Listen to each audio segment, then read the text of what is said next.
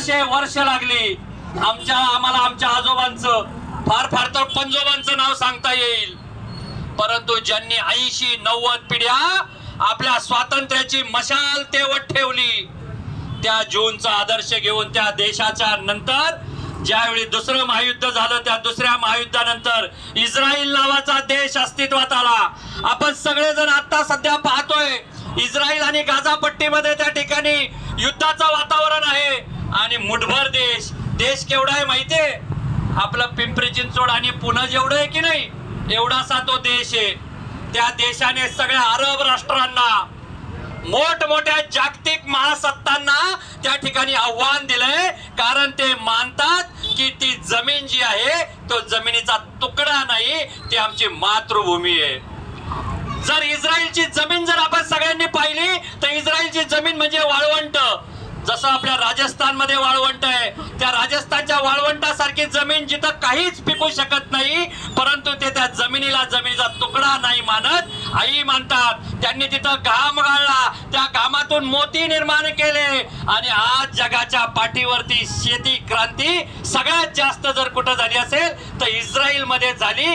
कारण त्यांनी फक्त त्या जमिनीमध्ये कष्ट केले नाही, तर त्या जमिनीमध्ये आपल्या भावना ओतल्या. आणि 19 वर्षापूर्वी ज्या भारत मातेचे सुपुत्र मनवणारे आम्ही सगळे, आमचा भारताचा अखंड भूभाग, हा भारताचा अखंड भूभाग कोणी ठरवला? हा अखंड भूभाग साक्षात देवाने ठरवला, साक्षात परमेश्वराने ठरवला. आम्ही सगळे जर संस्कृत श्लोकामध्ये म्हणतोच, उत्तरम यस् समुद्रश्च हिमाद्रीश्चैव दक्षिणम तम देव निर्मितम देशम हिंदुस्थानम प्रचक्षते. म्हणजे ज्याची सीमा हिमालयाने अलंकृत केलेली आहे, ज्याची सीमा हा सिंधू सागर, हा हिंदू सागर जिचे चरण धुतोय, या सगळ्या नैसर्गिक भूभागाला आम्ही भारत म्हणतो, अखंड भारत म्हणतो. चला आजच्या भाषेमध्ये जर सांगायचं असेल तर साऊथ एशियन कंट्रीज, ज्याची एक संघटना आहे सार्क नावाची, ही सार्क नावाची संघटना म्हणजे दुसरं तिसरं काही नसून आमच्या अखंड भारताचं लघुरूप आहे. ज्याच्यामध्ये अफगाणिस्तान आहे, ज्याच्यामध्ये पाकिस्तान आहे, बांगलादेश आहे, भूतान आहे, तिबेट आहे, श्रीलंका आहे आणि भारत आहे. या सगळ्यांचा मिळून सामाजिक, सांस्कृतिक आणि आर्थिक रूपामध्ये आम्ही सगळेजण एक येऊ शकतो का? कारण त्या देशामध्ये राहणाऱ्यांचा आणि आमचा DNA एक आहे. त्यांचे पूर्वज आणि आमचे पूर्वज एक आहेत. आमच्या देशावरती इस्लामी आक्रमण झाली, आमच्या देशावरती काही ख्रिश्चनांची आक्रमण झाली, तरी सुद्धा आम्ही आमचा मूळ भारतीयत्वाचा जो DNA आहे तो आम्ही आमचा गहाण ठेवला नाही. त्या पाकिस्तानमध्ये राहणाऱ्या हिंदू बांधवाचा DNA आणि आमचा DNA एक आहे. त्या बांगलादेशमध्ये गेल्या काही महिन्यांपूर्वी ज्या हिंदूंनी त्या ठिकाणी अनन्वित अत्याचार सहन केले, त्यांच्यावरती झालेले अत्याचार ऐकून आमच्या मनामध्ये देखील त्या ठिकाणी पाजर फुटला. श्रीलंकेमध्ये होत असलेली आत्ताची आर्थिक गळचेपी, ते सगळं पाहून तिथल्या तमिळ बांधवांना देखील आम्ही आमचे भाऊ मानतो. या संपूर्ण आमच्या अखंड भारतामध्ये येणाऱ्या या सगळ्या राष्ट्रांचे सगळे हे देश आहेत आणि या सगळ्यांचं मिळून अखंडित भारत हे आमचं राष्ट्र आहे. कारण राष्ट्र म्हणजे जसं आता श्रीकांतजींनी सांगितलं, जमिनीचा तुकडा नाही. आमच्या भावभावनांनी, आमच्या इतिहासाने, आमच्या पराक्रमाने, आमच्या सांस्कृतिक वारशाने आमचं राष्ट्र बनतं. हे राष्ट्र बनण्यासाठी हजारो, लाखो, करोडो देशवासियांनी आपल्या रक्ताचं बलिदान दिलंय. तुम्ही आम्ही सगळे या ठिकाणी आता आपल्या कामाच्या निमित्तानं घामाचं बलिदान देतोय. आम्ही सगळेजण या कराच्या रूपामध्ये, टॅक्सच्या रूपाने हा देश समृद्ध होण्यासाठी प्रयत्न करतोय. परंतु या देशावरती, आमच्या देशामध्ये, आमच्यामध्ये फूट पाडणाऱ्या काही विघातक शक्ती आहेत, ज्यांना जिहादी शक्ती आम्ही म्हणतो, ज्यांना कोणाला औरंगजेब आपला आदर्श वाटतो, ज्यांना कोणाला अफजल खान आपला आदर्श वाटतो, ज्यांना कोणाला बुरहान वानी आपला आदर्श वाटतो, ज्यांना कोणाला अजमल कसाब आपला आदर्श वाटतो, ते आमचे कधीच नाहीत, कधीच होणार नाहीत. आगामी काळामध्ये अशा अफजलच्या चेल्यांना, औरंगजेबाच्या चेल्यांना, अफजल गुरुच्या चेल्यांना, बुरहान वानीच्या चेल्यांना आम्ही सगळ्यांनी ठणकावून सांगण्यासाठी वेळ आलेली आहे की आम्ही सगळे एक आहोत. ज्यावेळी असं कौरव आणि पांडवांचं युद्ध होतं आणि त्यावेळी जरासंध ज्यावेळी चालून आलेले होते त्यावेळी त्यांनी सांगितलं होतं जरी कौरव आणि पांडवांचं युद्ध असेल तरी वयम पंचाधिकम शतम. आता 5 पांडव वेगळे नाहीत आणि 100 कौरव वेगळे नाहीत. आम्ही सगळे मिळून 105 आहोत. आम्हाला देखील आगामी काळामध्ये आमच्यामध्ये असणाऱ्या जातीपातींच्या माध्यमातून, प्रांत भाषांच्या भेदातून, आमच्या राहणीमानाच्या भेदातून, आमच्या वेशभूषेच्या भेदातून, पंथ संप्रदायाच्या भेदातून वर उठून भारत हीच आमची राष्ट्रदेवता आहे आणि या भारताच्या यशस्वीतेसाठी तिला गुरु शिखरावरती पोहोचवण्यासाठी आम्ही सगळेजण कटिबद्ध राहू. हा संकल्प करण्याचा दिवस आहे. लोकांना हे स्वप्नरंजन वाटत असेल, कुणाला हे दिवा स्वप्न वाटत असेल, पण ज्यांना 370 देखील दिवा स्वप्न वाटत होतं त्यांना 370 कलम रद्द करून आपण दाखवलं. 491 वर्ष आमच्याच देशामध्ये प्रभू रामचंद्र उपरे असताना, प्रभू रामचंद्रांच्या डोक्यावरती छत्र नसताना या पिढीने ते घडवून दाखवलं. अवघ्या 2 वर्षामध्ये प्रभू रामचंद्रांचं भव्य दिव्य आम्ही मंदिर उभं करून दाखवलं. काशीचा कॉरिडॉर तयार केला. मथुरेच्या भगवान श्रीकृष्णाची मुक्ती अगदी काही दिवसांवरती, काही महिन्यांवरती आलेली असताना आपण सगळेजण आमच्यामध्ये असणारे गद्दार शोधण्याची वेळ आलेली आहे. आम्हाला अखंड भारत जर करायचा असेल तर त्या अखंड भारताच्या साठी खो घालणारे, तथाकथित आमच्या देशातल्या राजकीय विचारसरणीला विरोध करणारे, राजकीय लोकांना विरोध करणारे कधी राष्ट्राला विरोध करायला सुरुवात करतात त्यांचं त्यांना कळत नाही. एका बाजूला ते या देशामधल्या मतदार याद्यांवरती आक्षेप घेतात आणि दुसऱ्या बाजूला सीए आणि एनआरसी ला विरोध करतात. एका बाजूला ते म्हणतात की या देशामध्ये अनेक प्रकारची वोट चोरी झालेली आहे आणि बांगलादेश, आसाम या सगळ्या सीमावर्ती भागांमध्ये रोहिंगे बांगलादेशी मुसलमानांना इलेक्ट्रॉन वोट मध्ये किंवा त्या मतदार याद्यांमध्ये हीच लोक साथ देतात. मग जर नियम लावायचा सरसकट लावा, होऊन जाऊ द्या या देशामध्ये. पुरावे मागितले तर हे म्हणतात पुरावा नाही देणार. अरे पुरावा नाही देणार आणि तुम्ही मात्र आमच्यावरती फक्त आरोप करणार. पक्षांवरती, राजकारण्यांवरती आरोप होतील, त्यांची उत्तरं ती देतील.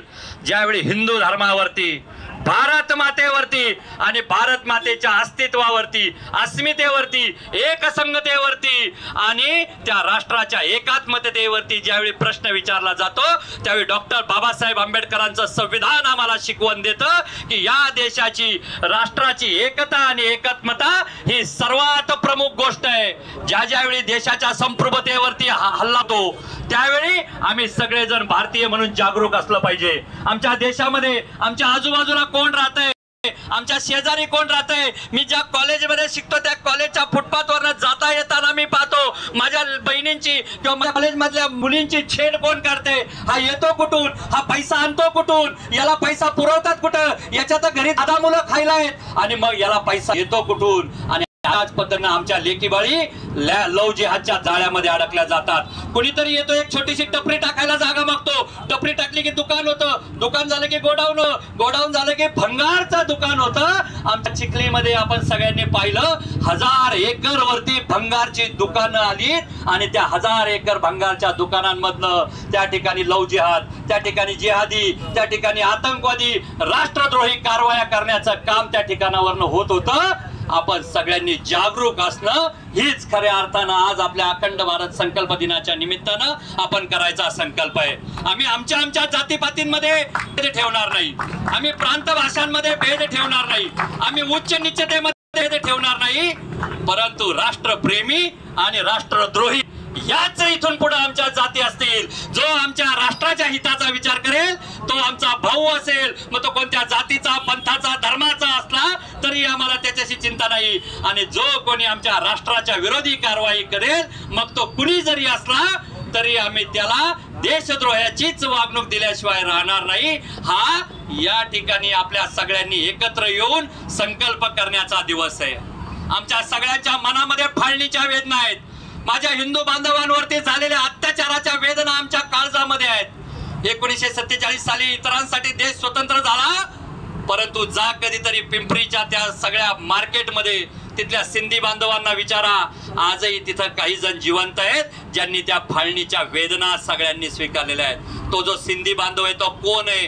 तो त्या पाकिस्तानमध्ये राहणाऱ्या सिंध प्रांतात राहणारा, म्हणून त्याचं नाव सिंधी पडलं। तो या भारतामध्ये आला, अंगावरच्या कपड्यानिशी आला, परंतु आमचा भारत एवढा मोठा, त्या भारताने पिंपरीमध्ये असेल किंवा मुंबईमधल्या उल्हासनगरमध्ये असेल किंवा देशातल्या कानाकोपऱ्यामध्ये या सगळ्या बांधवांना दिली सावून घेतं आणि आज ते अभिमानाने सांगतात की भारतीय आहोत। आणि अभिमान आहे सगळ्या बांधवांचा।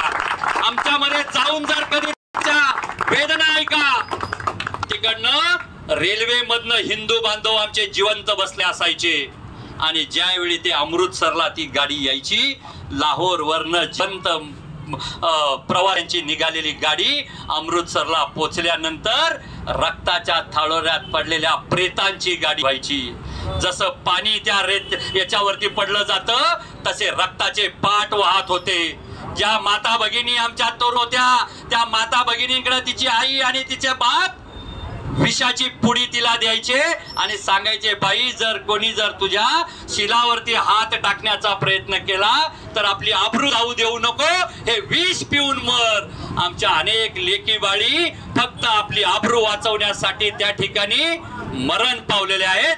त्यांच्या हातेचा, त्यांच्या बलिदानाचा बदला एक भारतीय म्हणून 19 वर्षानंतर घेण्यासाठी हे सगळे तरुण ज्यावेळी आम्ही पाहतो, त्यावेळी हा भारत विश्वगुरु झाल्याशिवाय राहणार नाही, हा आत्मविश्वास आमच्या मनामध्ये निर्माण होतो। आम्हाला कुणाशी तलवार घेऊन लढायला जायचं नाही, बंदुका घेऊन लढायला जायचं नाही। सीमेवरती रक्षण करणारे सगळे जवान सक्षम आहेत, त्या जवानांना आमचे कोटी कोटी वंदन आहेत, परंतु देशामध्ये राहून देशाच्या विरुद्ध कारवाया करणाऱ्या जिहाद्यांना आम्ही ओळखलं पाहिजे, राष्ट्रद्रोह्यांना आम्ही ओळखलं पाहिजे। राष्ट्रद्रोहीच नाही, अगदी टॅक्स चोरी करणाऱ्या देखील तो राष्ट्रद्रोहीच आहे, अशांना देखील आम्ही ओळखलं पाहिजे। आणि अशांच्या बाबतीमध्ये आमचा देश हा उद्या विकसित होण्यासाठी, हा प्रगतिशील होण्यासाठी, या देशाचं उन्नयन होण्यासाठी, या देशाच्या प्रगतीमध्ये तुमच्या आमच्या सगळ्यांचं सहकार्य मिळण्यासाठी आम्ही सगळेजण कटिबद्ध असलो पाहिजे, असा संकल्प आजच्या दिवशी आपण घेऊयात। ज्यांना हे दिवा स्वप्न होत असेल त्यांना ते दिवा स्वप्न खरं। अटलजींची एक कविता या ठिकाणी श्रीकांतजींनी म्हणून दाखवली, त्या कवितेच्या फक्त 2 ओळी आहेत, जो पाया उसमें खो न जाए, जो खोया उसका ध्यान धरे।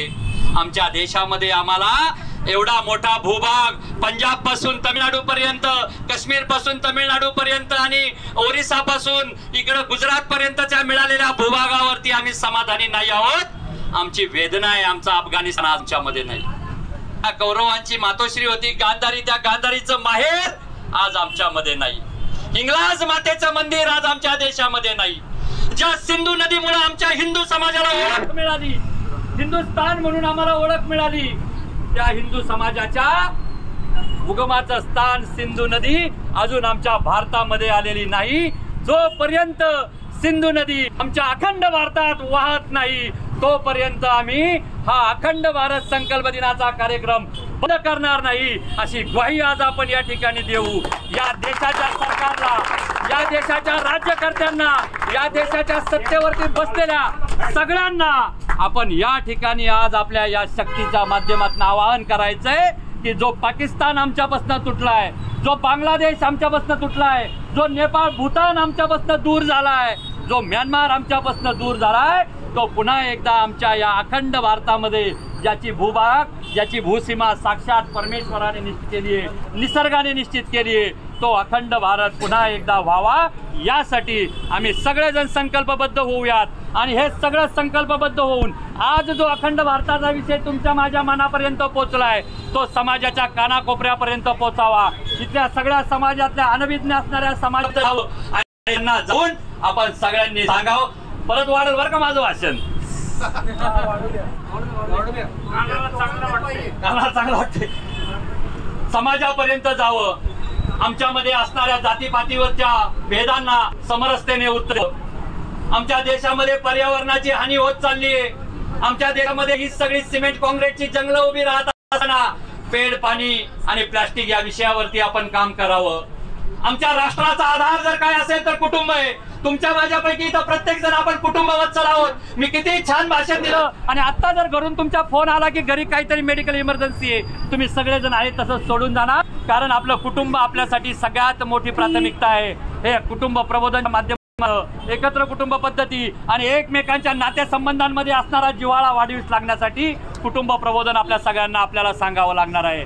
त्याचप्रमाणे नागरी शिष्टाचार हा देशामधला सगळ्यात मोठा गंभीर विषय झाला आहे. अनेक जण म्हणतात संविधान संविधान संविधान, परंतु त्या संविधानाचा अभ्यास कुणी करत नाही, ते संविधान कुणी अंगीकारत नाही. संविधान अंगीकारण्यासाठी आम्ही प्रश्न विचारतो शासनाला, आम्ही प्रश्न विचारतो नगरसेवकांना, आम्ही प्रश्न विचारतो अधिकाऱ्यांना, परंतु मी स्वतः काय केलं पाहिजे याला म्हणायचं नागरी शिष्टाचार. या नागरी शिष्टाचाराच्या माध्यमातून आपण सगळ्यांनी या समाजामधल्या लोकांचं प्रबोधन करावं. आणि सगळ्यात महत्त्वाचा देश आम्ही कोण आहोत. आम्ही सर्वप्रथम डॉक्टर बाबासाहेब आंबेडकरांनी सांगितलेलं वाक्य आपल्या सगळ्यांसाठी महत्त्वाचं आहे. आम्ही प्रथमतः आणि अंतिमतः भारतीय आहोत. या भारतीयत्वाच्या बाजूने आम्ही सगळेजण उभे राहावे. आमचा स्वबोध, आम्ही कोण आहोत याचा स्वबोध आमच्या मनामध्ये निर्माण व्हावा. असं परिवर्तनाचे मुद्दे येत्या वर्षभरामध्ये समाजामध्ये घेऊन जावेत. समाजाच्या प्रत्येक व्यक्तीपर्यंत हे सगळं पोहोचवावं आणि तरच विश्वगुरु होईल. लोकांना स्वप्न वाटतंय, ते स्वप्न सत्यात उतरवण्यासाठी आपण लवकरात लवकर याची देही याची डोळा आमचं माहित नाही, परंतु ह्या पिढीला मात्र आश्वासन देतो की तुमच्या डोळ्यासमोर हा दाखवल्याशिवाय राहणार नाही, अशी आशा व्यक्त करतो आणि या ठिकाणी थांबतो. धन्यवाद. जय हिंद, जय भारत.